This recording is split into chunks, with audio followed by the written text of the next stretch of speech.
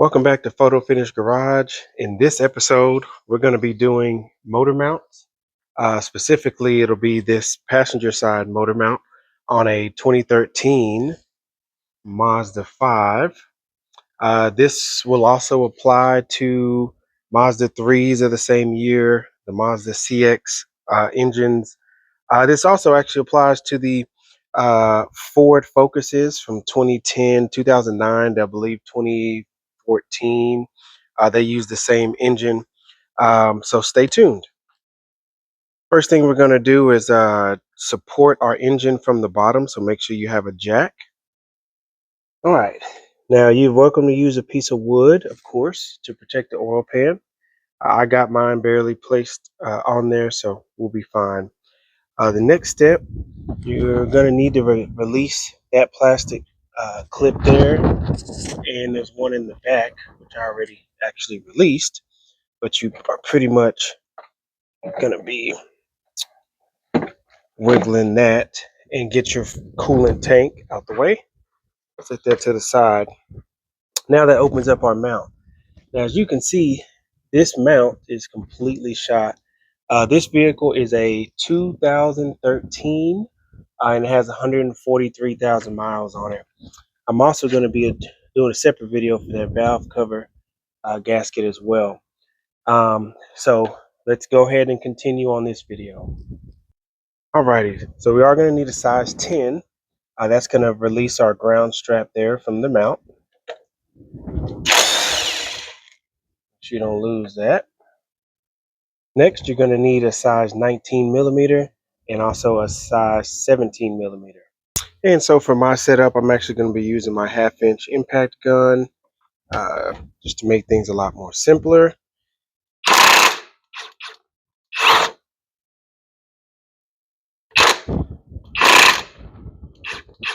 All right. I actually would like to make a correction.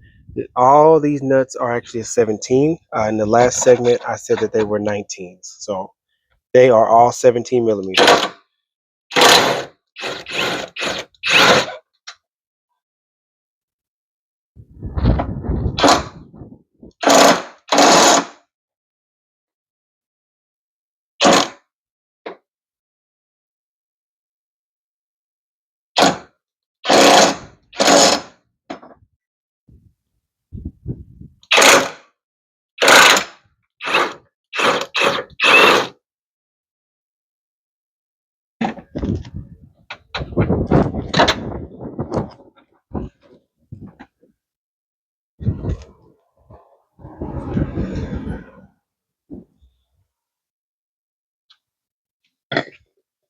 All right, so let's inspect this mount. You can see it's completely collapsed right here in the center. Let's see. It does not look the best, but there is definitely some movement there. My main issue on this, on my mounts, is actually that manual transmission mount. I forgot to mention this is a 5-speed manual. So let's go ahead and put this back in there. So the part that we're going to be using today is going to be a Duralast mount 9894. The reason why I went with Duralast was essentially because of the lifetime warranty that they offer on the mounts. I was going to order from Rock Auto. The mount on Rock Auto was about 50. It ranged from 50 to 75 bucks depending on the brand. All of them claim to have a lifetime warranty, but of course you got to go through Rock Auto's warranty claim process if you have an issue. So I just wanted to be able to go to my local AutoZone and get a part. So that's what I did. Now you'll notice this is what is called the mount insert.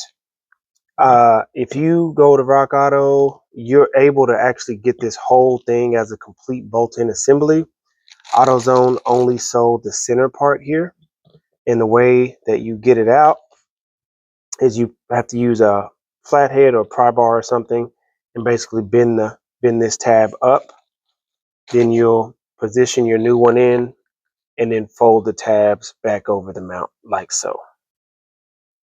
This will be an example of what I mean about prying up the tabs. So I'm going to work on that because it is hard to film and do the work at the same time, but I will come back and check in with the progress. One thing to note is the orientation of this.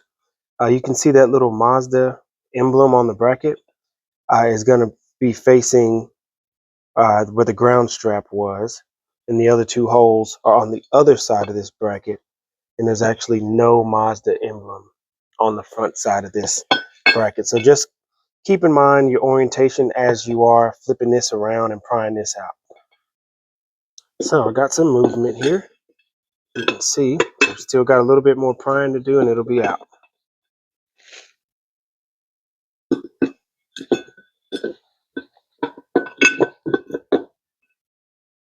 I had to pull me a hammer out.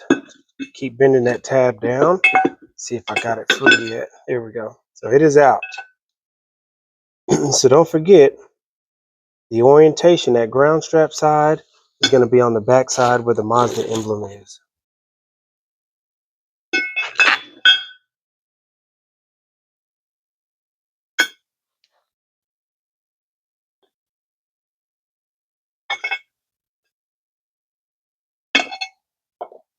All right. So it'll sit just like this. And now we're just going to bend the tabs back down. So I'll go ahead and work on that.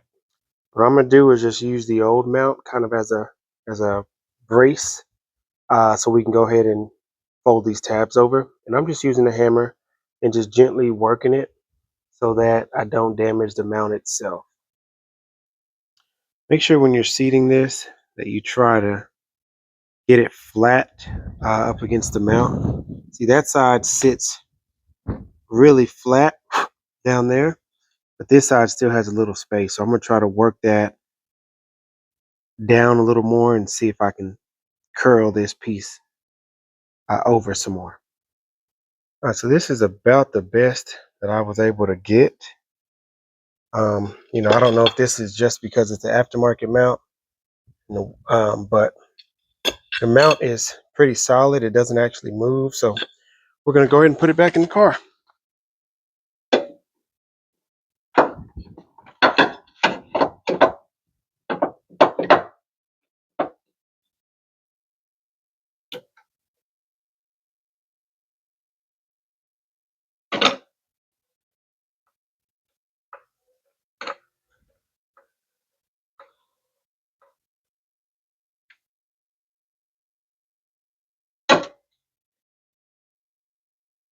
Go ahead and get your 17 started.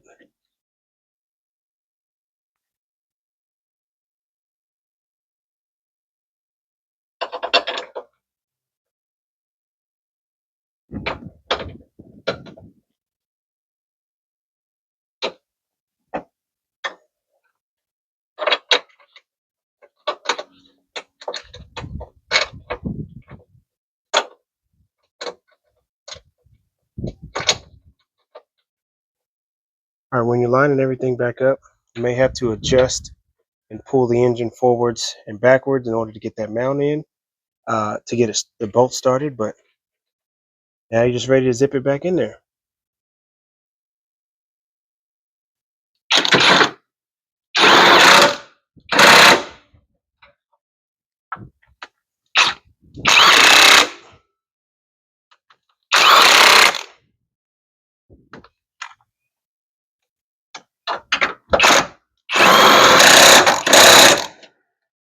All right.